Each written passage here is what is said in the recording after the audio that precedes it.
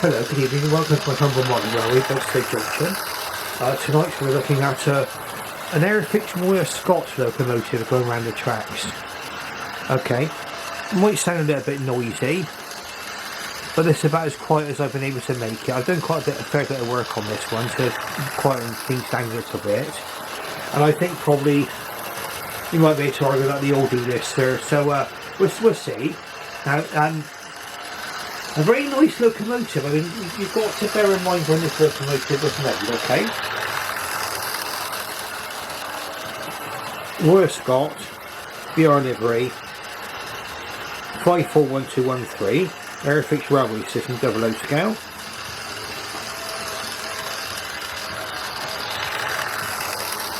Airfix Products Limited 1975. Okay, so that should give you an indication of when this locomotive came out. Now I should imagine when this locomotive did hit the shops in the 1970s, for a lot of people it possibly may have been quite a game changer, a bit of an advance on what they'd seen before. It's tender powered, but bear in mind that a lot of Hornby locomotives have been tender powered in the past, and I think Fleischmann locomotives have been tender powered, so it's not anything too unusual. And the noise you can hear it basically making is all the gears whizzing round in the tender. Well, I've got it running quite nicely now. A couple of things to watch out for.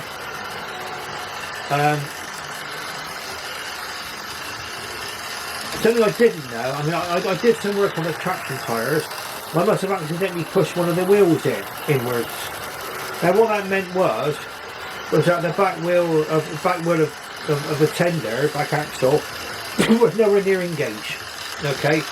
Because the wheels were squeezed right in and it was stopping the locomotive from even from operating properly. But I've got the gauging tool on for that, and I managed to get all that sorted out. So if you, one of the essentials I'd say, if you haven't got one yet, get a gauging tool, you can check your wheels are engaged. Okay, because that was one of the answers. And also, the two halves of the locomotive body were not screwed together properly. So what I did was I went in and dealt with all that as well. Well, it did run when I bought it, but the different things about improve its running a little bit more. Okay, you can see something of the mechanism there on there. So I had to put this off the internet. You can see that there's a motor design and thing, a big weight goes on top and everything else. Similar to like a Hornby wing club motor. And I don't think it runs too bad, to be honest with you. It's got a big go around the track, I'm just running all day practically now.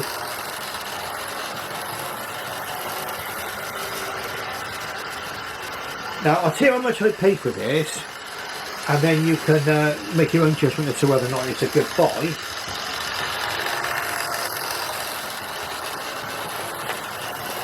I paid £29.99 with free postage. So just a penny under £30, okay.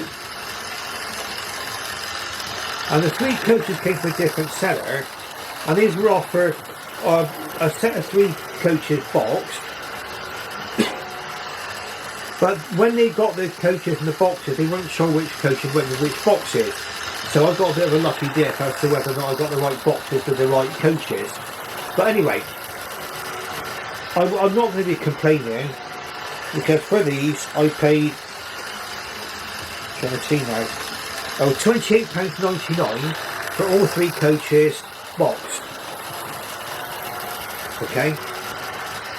Now, one of the problems I had with these coaches, and I didn't realise it straight away, these coaches were not very free rolling, or didn't appear very free rolling when they were put together as a set of 3. Well, I worked out it was one of the coaches had a sticky wheel, and what it was, and it's must be something which has been with this locomotive or this coaches ever since.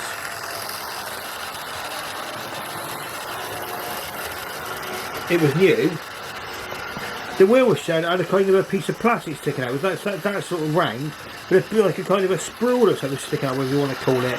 Like a little bit that was sticking out, and it was stopping the wheel from rotating. So basically, ever since that carriage has been new, it's been going around dragging both the rear axle around. But anyway, what I've done is that I've reshaped that wheel now, perfectly round, and now all three coaches are perfectly free rolling. So it's all little things you sometimes need to do when you get something home from the internet. Now the Royal Scot class, give you a bit of brief history of this, just as information.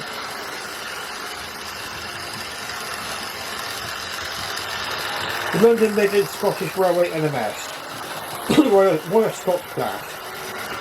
A class of 460 express passenger locomotives introduced in 1927, originally having parallel boilers. All members were later rebuilt with tapered Type 2A boilers. So in effect, two different classes.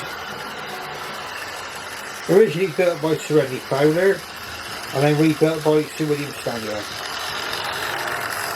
50 were built at the North British Locomotive Company and 20 built at Derby Works, making up a total of 70. They were built between 1927 and 1930 and rebuilt between 1943 and 1955.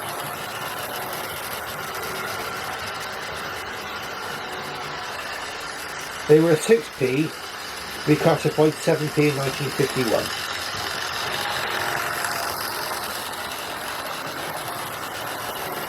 Now this is something which is of interest, but until the mid-1920s, the NMS adopted a small engine policy. So it meant that none of its locomotives had sufficient power for the express of the West Coast main line. And usually they had to use Midland compound 440s between Glasgow and Cornwall. And a 460 locomotive of the Crawlton class, piloted by a V440 southwards Euston Station. Right, so yeah, it did actually on the Midland Road. They did have a small engine policy, and that was revolving originally around there being lightly laden trains running a fast frequent service. But of course, trains got heavier and heavier and heavier. It was something which also happened on the Great Western Railway too. I mean, so eventually they had to come up with bigger locomotives. So that's why this particular locomotive came about. Give us some interest. We're going to run this locomotive in now, because we're going to have a quick look at the other locomotive we've got on this station as well. Now we're going to have see if we can have a close look at her. I'm going to put her in round by the controller, so you might see my hand getting in the way a little bit, but it's about the nearest I can get it on the camera with a nearest sort of broadside view. I think that should do it. Yes. Let's come down now. Maybe zoom out just a little. There we are. So now, right, okay, now we can see it clearly. You can see it's got the early BR crest, which would have been from 1948 to 1956. 46100, number on the cab, and it's classed as a 7p here. So that's quite right. Glazing in the cab. Okay, you didn't always get that. I've had certain Hornby locomotives with no glazing in the cab. Nice detail on there. You've got your whistle and safety valves there. Nice handrail going round and a pipe just underneath. The Royal Scot nameplate. Some very intricate small writing underneath. I'll have to work out what that is. Okay. Quite a nice sort of detail, considering this was from about the 1970s. You can see it's got quite nicely built running gear there. I've never had any trouble at all with running gear whatsoever.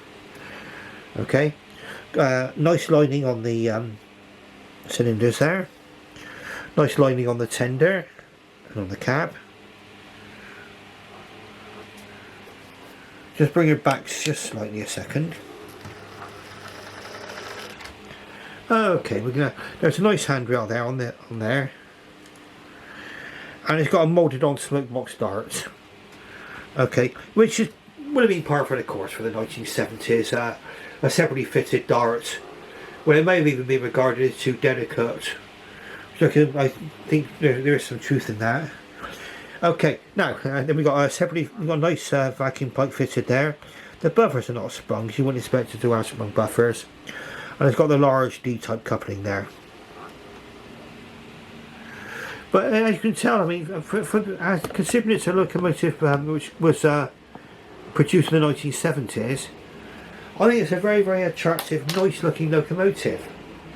A bit noisier than later offerings, but I don't think that's too much of a problem, not for me. We know when these were made. I've got some early Hornby locomotives, and they also, you know, they make themselves heard as they go around the track. It's only nowadays, especially now that you've got DCC with sound effects, you want a quieter locomotive. You've got DCC.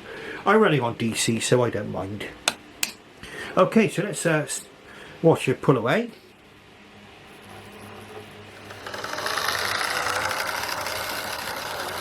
Okay, then we'll just come here now, and we'll watch it go around a few more times, and then we'll pull her into the station, and we'll take a look at our second locomotive. Now, I might not put the video out till Sunday. Well, it is Sunday morning anyway. It's 12:30 now. It's quite late. There's no chance of me getting to sleep, not in this room. There's 80 degrees in this bedroom. Or near enough. Let's have a look. That's just out of interest. About 78. Okay, not as hot as it has been, but hot enough.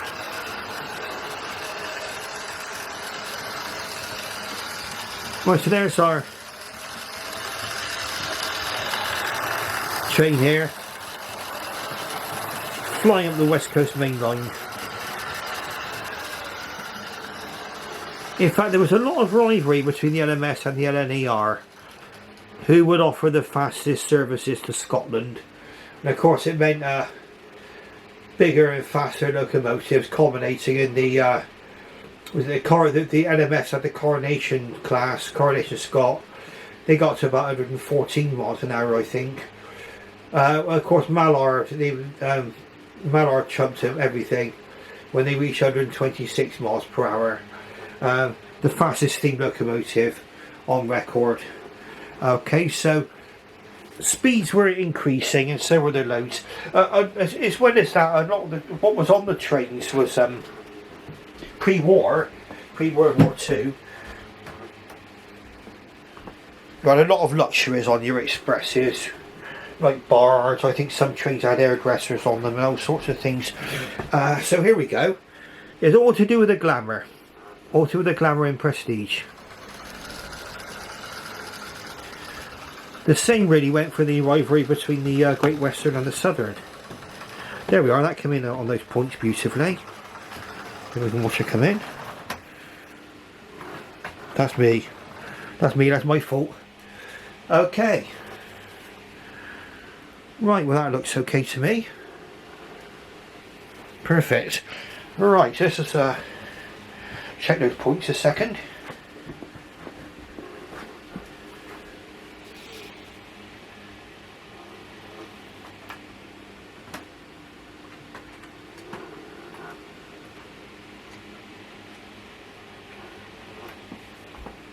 Okay, let's have a look.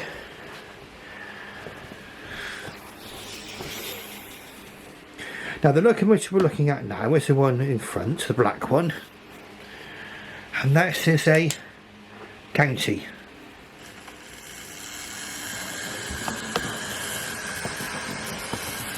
Again, you can probably hear it going, the mechanism. Quite natural really. There's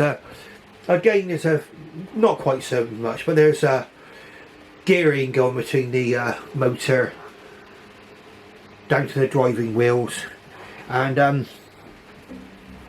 I think that's what you can actually hear more than anything else. again, it's a much later design now.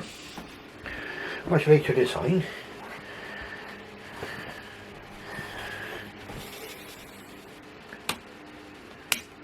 Just bring it around.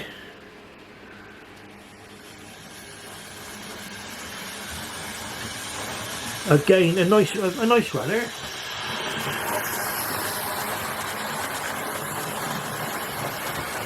It's got a Ringfoot style motor inside of it, but the Ringfoot style motor this time is actually inside the locomotive itself.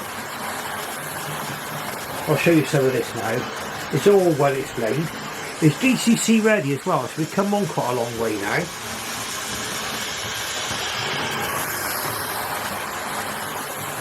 Is our 2558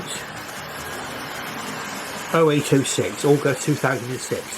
So it's coming up to its 16th birthday, I think.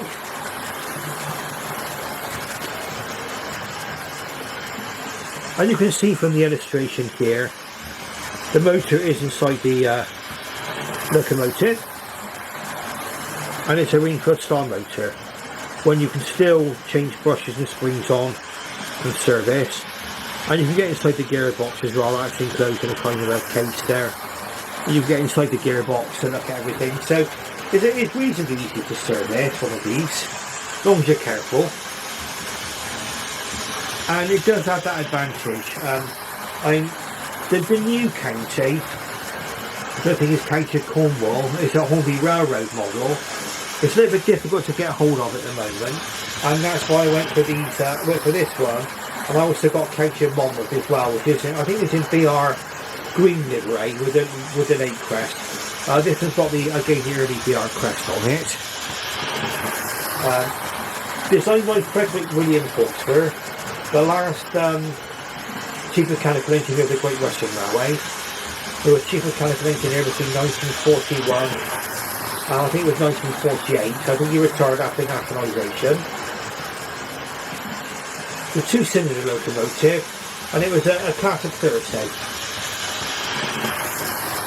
And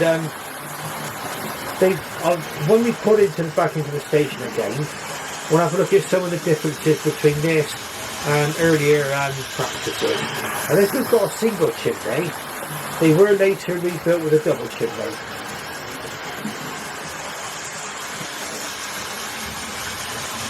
Apparently quite powerful. The idea was it was a twin cylinder engine, and they were aiming to get as much, make power on the par with a castle.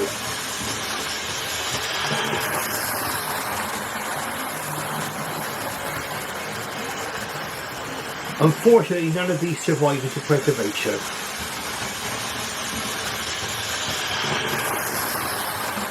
This one I think is 1007, and it's County of Brecknock, or translated means Brecon.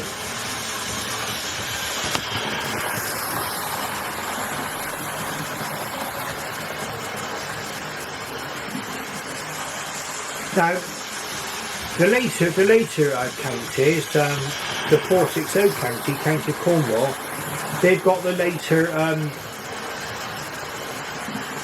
5-pole motor, skew wang motor I think it's called, and obviously it's going to be another advancement again, but it's all about advantages and disadvantages. I mean, they're excellent motors apparently in those. I've not got one yet, but if something should go wrong with that kind of motor, you do need to replace the entire motor. You need a few soldering skills and other things. So with this one, it would probably need just of brushes and springs changed and a clean up. So there's always advantages and disadvantages of everything in life, plus and minus things, swings and roundabouts. And I'm always a glasses half full person. I'm quite enjoying this locomotive. I bought this during the lockdown, and it cost me about £60. And the coach I bought way back in about 1992, something like that. Now they're Hornby coaches. Now I think they're still, they're still in the railway range. I bought a couple. They're slightly different on the decoration, but really they're the same coach. And they've got a major advantage for a layout of this size, which we'll go over in just a moment. Just going to get ready to put it into the station, and we'll have a look at her.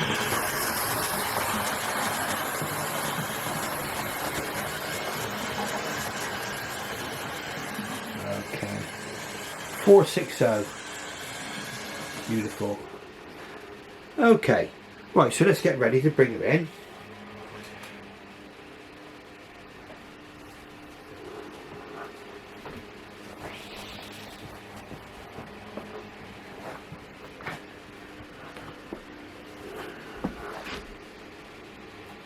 There we are, quick points change. I'm going to bring her in now.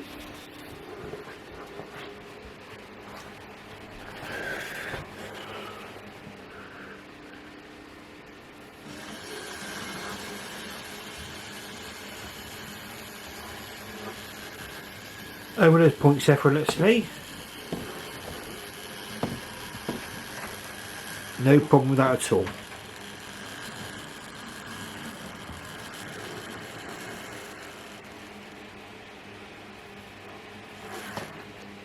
Okay, that's me a little bit clumped on the regulator there.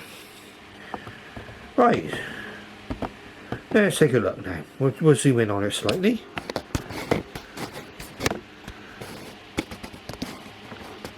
There we go. So you can clearly see the crest there. 1007 the number. Route D I think is on there.